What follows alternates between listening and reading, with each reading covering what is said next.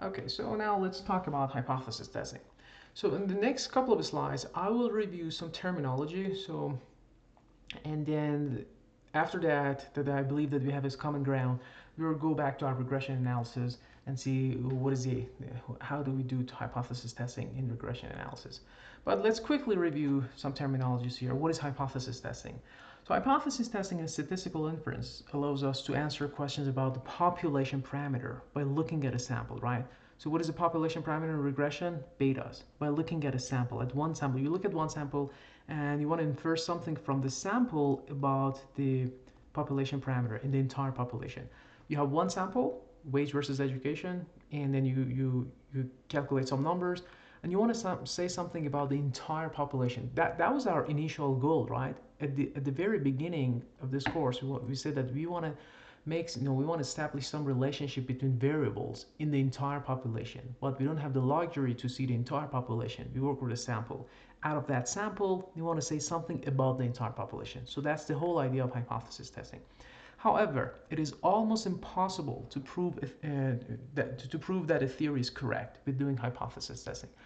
Why is that the case? Because remember, the population parameters are unobservable. So you can never say that if the population parameter, if the beta education is equal to 3 or 1.5, if education increased by 1 unit, the hourly wages are going to be $1.50. You can never say something like that. So you can never prove anything, or you can never prove that a theory is correct by doing hypothesis testing.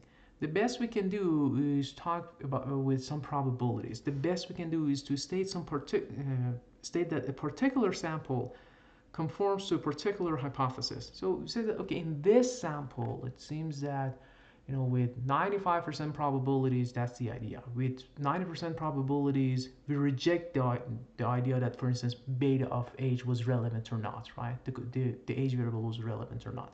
So that's how far we can do, or we can go with hypothesis testing. All right. So in hypothesis testing, we have two terms. One is null hypothesis, and the other one is alternative. So we show them with the null, null or H0, and alternative. Some textbooks use little a, so alternative or H1. So people use them interchangeably. So what is null, what is alternative? So the null is the one that we typically is a statement of the values not expected. So whatever you do not expect to happen, you put it in null, and typically whatever you want to show, you put it in alternative, right? So for example, going back to our wage education example, beta 0 plus beta 1 education plus beta 2 SIPs, right? Let me construct two hypothesis tests for you here, plus u. Let me erase the extra stuff. Well, I'm going to construct a couple of interesting hypothesis questions here, hypothesis tests here. So the first one, I want to test, again, typically, put the one that you want to test in the, or you want to prove, or you want to show in the alternative. So I have a null, I have an alternative. I want to say something about education there, and here I want to say something about sibling here. Null, alternative. In terms of education, I want to see if education has positive effect on wage or not. So I put it, again, the thing that you want to show, put it in the alternative. If education has positive effect on wage or not. So what does it imply? If I say that beta 1 is going to be greater than 0. Does that make sense? This is what I want to show. So I put it in alternative. And whatever is not in alternative is going to be in your null hypothesis, right? So beta 1 less than or equal to 0. So in the textbook, sometimes it uses beta 1 is equal to 0. So again, we can use beta 1 is equal to 0, or beta 1 is less than or equal to 0. Again, both of them are correct. Basically, if you reject that beta 1 is not equal to 0, you can conclude, you get the alternative. So the goal is to attack to the null and reject the null to get the alternative, right? So that was one example. Another example says, for example, we want to see that if beta 2, if siblings is relevant or not. So, right, I want to show that sibling matters. Number of siblings in terms of your wage matters, right? If this is something that I want to show, I put it in alternative. So how do I say that sibling matters? beta 2 is not equal to 0. Does that make sense?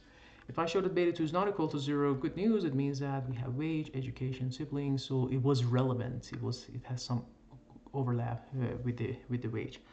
What is the alternative? What is the null? Beta 2 is equal to 0. Okay. So later on we're going to see that we call this type of hypothesis one-tailed test, one-tailed. And depending on this sign of this, so if it is positive, we call it right-tailed test. If it is negative, we call it left-tailed test. So for instance, if you want to study the effect of one variable to be negative on wage, we call it left-tailed test. But in general, they are one-tailed tests. And these are two-tailed tests. Two-tailed. Okay. So we know what is null, we know what is alternative. We usually put the thing that we want to prove or we want to show in the alternative, and we try to attack the null. Okay. What is one-tailed? What is two-tailed test? So we already know the terminology. Now let's clear out.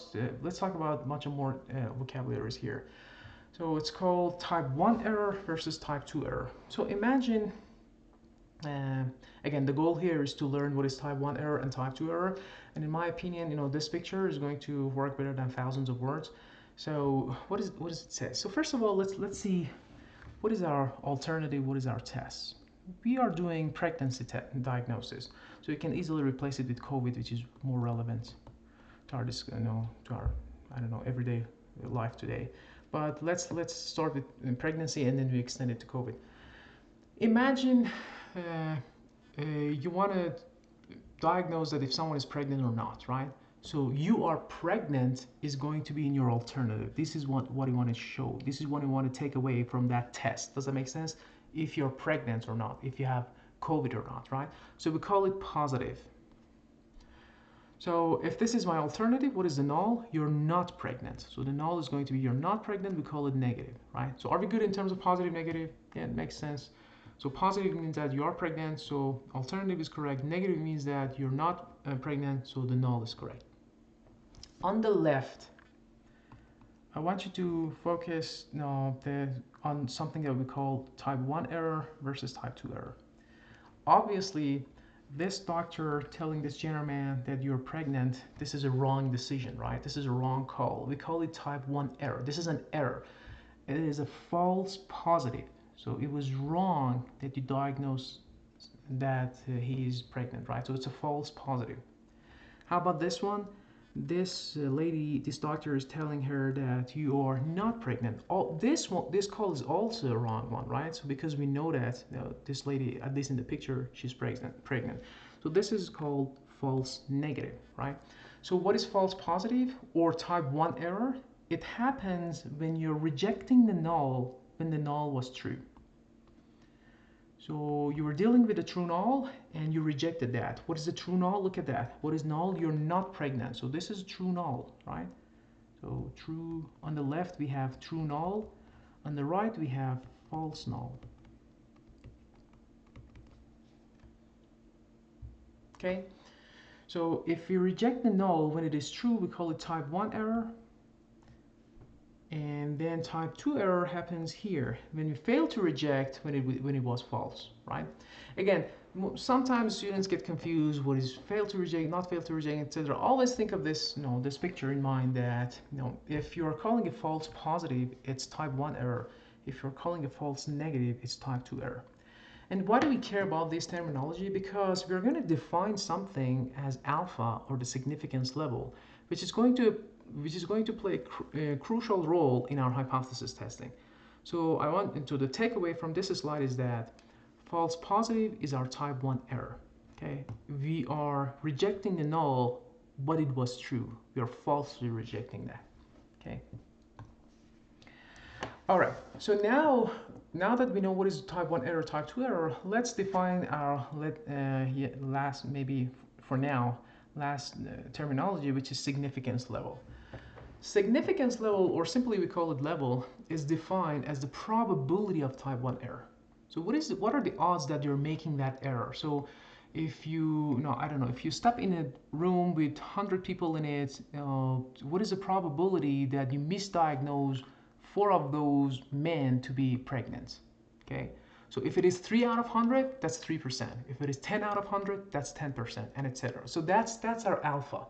That's the probability of rejecting the null when null was correct. The probability of type 1 error, okay? So when we specify an alpha, we are essentially quantifying our tolerance level for type 1 error. So this is important because as a researcher, you will set this tolerance level. So you're going to say that, okay, I'm doing a research, and if you are okay to misdiagnose 3 pregnant dudes, 3 pregnant men, then your tolerance level is going to be 3%. And so again, you're a researcher, maybe you're okay with 3%, but maybe I come, no, I'll say that, oh no, this is a very bad mistake. This false positive is ridiculous. My tolerance level is less than that, so I'm gonna say that my tolerance level is only 1%.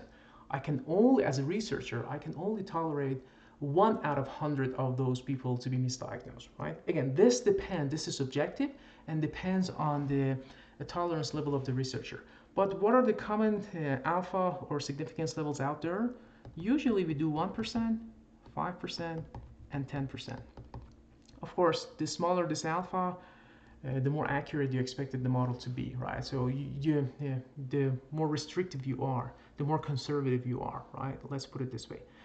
And so for example, if alpha is equal to 5%, then the researcher is willing to falsely reject the null, remember that type 1 error, 5% of the time. So in order to detect deviation from the null, right? Okay. So the ones that we're going to explore in this course is going to be 1%, 5%, 10%, and this is very, very accepted generally because if you read any kind of output from the research papers, people are going to report the numbers for 1%, 5%, and 10% significance level. Okay. All right. Now let me pause here because the rest of it is we are going to go over some examples from the textbook. And then we're going to construct hypothesis testing, and basically we want to see if we can reject the null or accept the null or fail to reject the null. Okay, so let's pause here and see you in the next one.